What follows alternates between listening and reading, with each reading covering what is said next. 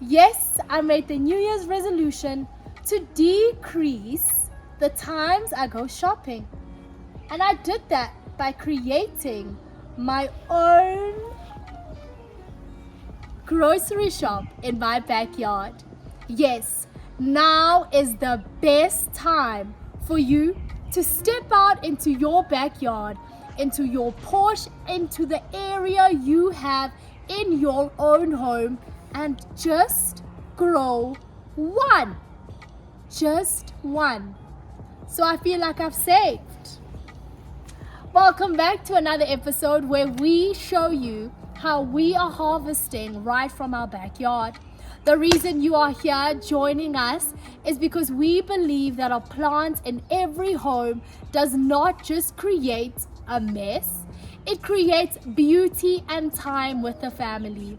We hope that today you will journey with us as we pull out some of our herbs and some of our crops. We currently have over 20 crops growing in our backyard and 10 herbs, as well as you saw, our strawberries, some fruits. So please, do not just watch, but join the community because we want to ensure sustainability for all. So come along, let's start off with the beans. So we do have two different types of beans. So we have what we call our pole beans, and basically this is like the word pole. So these grow vertically up. These will need some level of support. So ensure to add a trellis. You can grow it up a wall if your wall has nice levels to it so that it can actually cling on to the wall and grow. But this creates a very beautiful backdrop to your garden. So we've used our beans to separate areas so that we also know what we are planting in different areas. Please be careful. These do create shade. So a lot of our summer crop are not shade-loving plants. Eggplants, tomatoes, the squash family. So do keep the trellis far away from that. However, there is another type of bean that absolutely loves the eggplants, the squash, and the tomatoes. So if you do still want beans in your backyard or in your pallets, maybe add what we have, bush beans. So come a little bit closer to the ground. We also have some bush beans. So here's one. So you can see just from one bush tree, we have about 1, 2, 3, 4, 5, 6, 7, 8. So we have about 8 beans coming from one seed. Additionally, as we cut in a week, it will grow back. These are nitrogen adding into the soil, so these are also really great. The more you cut, the more the plant knows to produce more. So don't wait for it to be too long or too thick.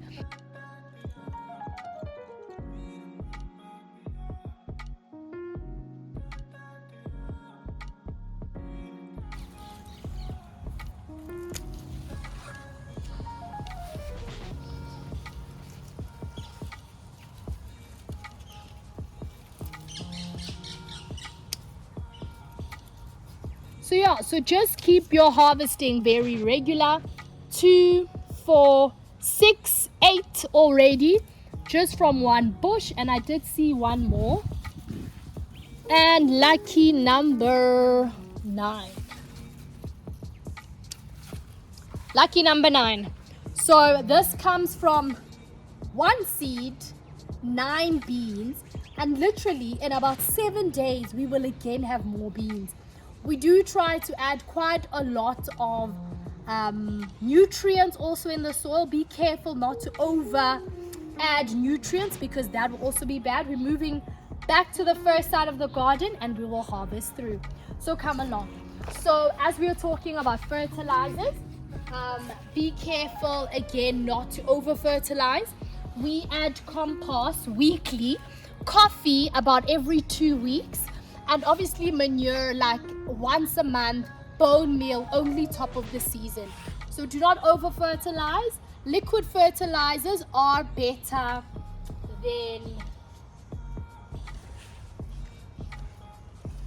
so this is some of our basil, So we just cut off the leaves, allowing it to keep growing. Let me show you more of our herbs on this side. So we have some basil. We cut off some of our lavender as well. I'll come back to cut it. But I just want to show you our rosemary and thyme. And you can see it bolting up. So this is a little bit of our coriander.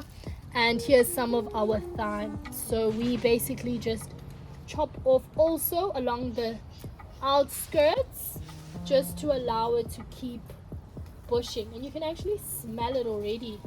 It is amazing. Okay, there's just a few of our thyme. We're also going to get some rosemary. So this is some of the thyme that we literally get from our garden. We also have rosemary right next to it. So remembering this is an organic garden, meaning we have lots and lots of herbs. So we have to harvest it at every week as well to keep it growing. So we harvest the lavender that you saw, the basil, the thyme, a lot of rosemary. We also have coriander, which is right next to the thyme as well as there is one that I'm missing. We have sage. We do have sage as well right next to the tomatoes that we also have. Quite a lot of herbs, sure. And the rest of the herbs that we do have in the garden are listed here.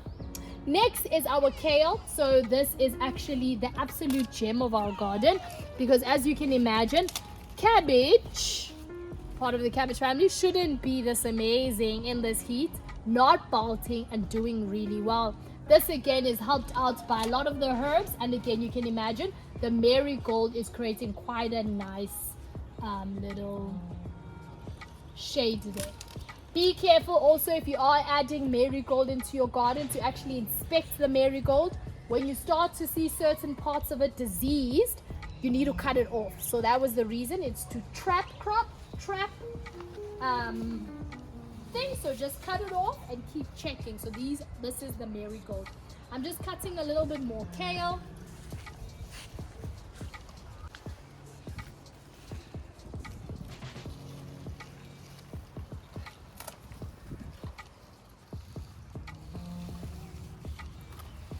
And there we have it. So there is our,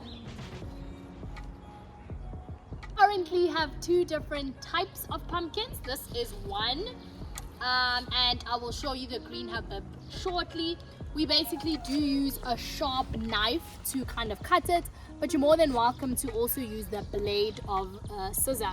So I will show you the alternative, and all we do is again we're kind of trying to hear that nice hollow sound that it is pulling away from the stem, and you can see that as well. And then as you cut through, so it is best with a knife. It's one slice, and you also get that watery finish. So this one I normally roll it out the garden because it is quite big, but you can see that water finish. So try to cut it as far out as possible, because that is what dries up, and obviously as it gets closer, then you know it's good for eating, but you really do want to cut it out so you can keep it for long. It does have a little bit of an opening on that inside, and that's okay. It does close up once it is in a cold room. Do keep it please cool, especially if you've made it organic, because we want to keep our pumpkin. Let me show you our green habib further back. Secondly, this is our green habib. This one, as you can see, quite different to our first one. Also the same thing, we're waiting for it to pull away that hollow sound, and again with a nice sharp pair of scissors or a knife. There's actually one more pumpkin. Let me also show you that one that we're going to harvest. The one that we're also going to harvest right now, and this one again, as you know, pumpkins do expand with water. We have seen that it hasn't grown as much, and as you can see, it is quite exposed. There could be many reasons, such as nutrients deficiency, and again, as you can see, our vines are going through quite a hard time in the season. So just so you can also see that we can get different sizes and varieties. So let me just grab a knife. Okay, so a knife is a nice, quick and easy. So as you can see, this one is a lot smaller than our first one. I just wanted to show you that comparison as well.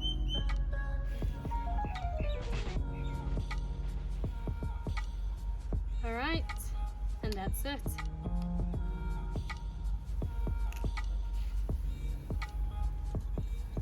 So we also then have our tomato tree, which we actually harvest at this color, and then we just put it next to apples to ripen.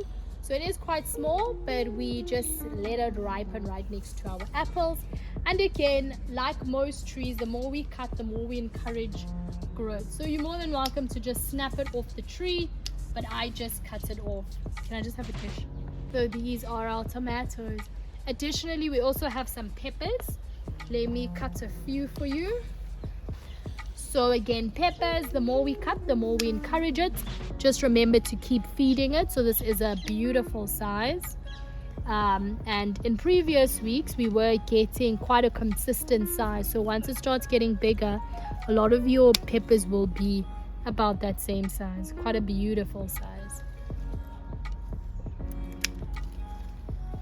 So yes, this is the garden that feeds us. All right, we have some peppers, we have some tomatoes, we have some spinach, which we did forget just to show you, but we do have it all around that we're going to grab. Some pumpkin, as you saw, and some beans. Very important to companion all of these with as many herbs as possible.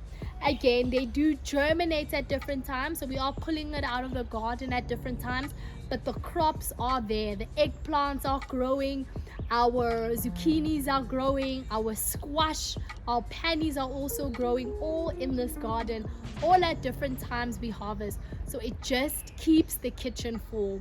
So please remember, a plant in every home just starts with the one plant that you require, just so that we can say we kept to our budget.